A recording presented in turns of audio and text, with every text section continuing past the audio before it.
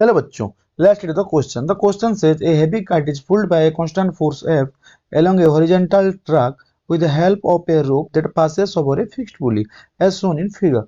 Assume the tension in the rope and frictional forces on the kite remain constant, and consider motion of the kite until it reaches vertically below the pulley. As the kite moves to the right, its acceleration. Options are: option A decreases, option B increases, option C remains constant and option D is zero. ठीक है, पहले देखते हैं यहाँ पे की concept कौन सा यूज होगा हमारा। यहाँ पे जो की कंसेप्ट यूज होगा,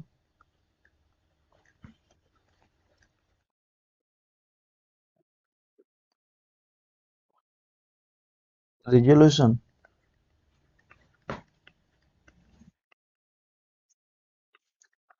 ऑफ फोर्सेस, ये पहला की कंसेप्ट यूज होगा यहाँ पे। सेकेंड जो की कंसेप्ट यूज होगा, डिपेंडेंसी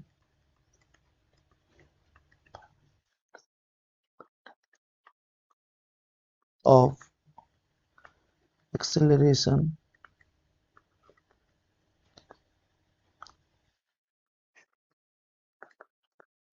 ऑन थीटा। इसके बाद हम देखते हैं यहाँ पे कौन कौन सा फोर्स लगेंगे।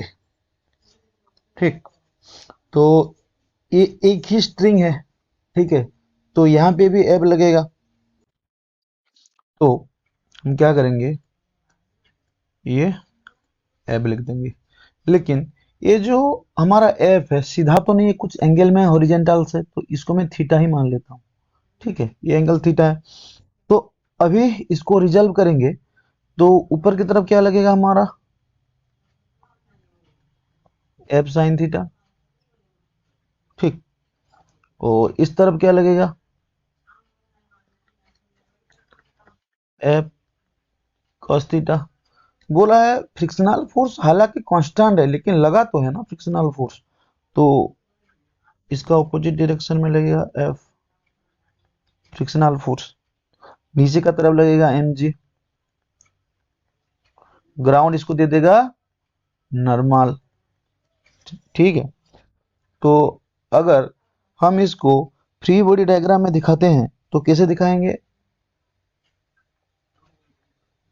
जो सिचुएशन है, यहाँ पे लग गया हमारा फ्रिक्शनल फोर्स, नीचे लगा एम जी, ग्राउंड के कारण ऊपर लग गया एन, यहाँ लगा F sine theta vertical direction में, हॉरिजॉन्टल डायरेक्शन में हमको मिल गया एफ कोस थीटा।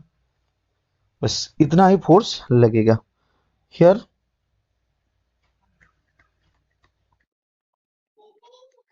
जो एफ है ये है फ्रिक्शनल फोर्स।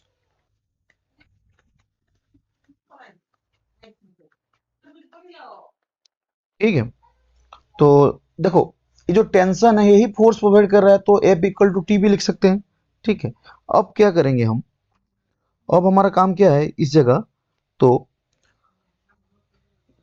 देखो एफ कॉस थीटा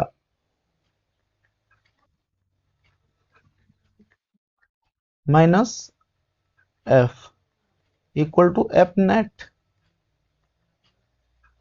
इसका मतलब F cos theta minus F equal to M A भी लिख सकते हैं हम।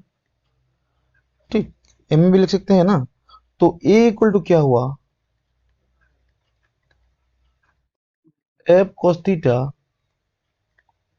Minus F by M. देखो एम तो यहाँ पे कांस्टेंट है, तो एक्सेलरेशन किसके ऊपर डिपेंड करेगा, F cos theta minus F के ऊपर।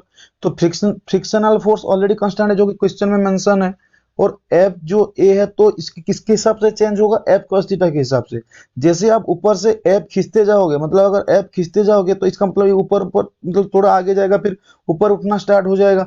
इसका मतलब अगर ऊपर उठना स्टार्ट हो जाएगा थीटा का वैल्यू इंक्रीज करेगा, अगर थीटा का वैल्यू इंक्रीज करेगा तो cos थीटा का वैल्यू डिक्रीज करेगा, क्योंकि देखो अगर मतलब cos 30 cos 45 cos 60 ऐसे बढ़ते जाएंगे, थीटा का वैल्यू बढ़ा मतलब cos थीटा का वैल्यू डिक्रीज करेगा। ठीक है, तो यहाँ पे हम पॉइंट भी लिख सकते हैं, यहाँ पे एच थीटा is increasing,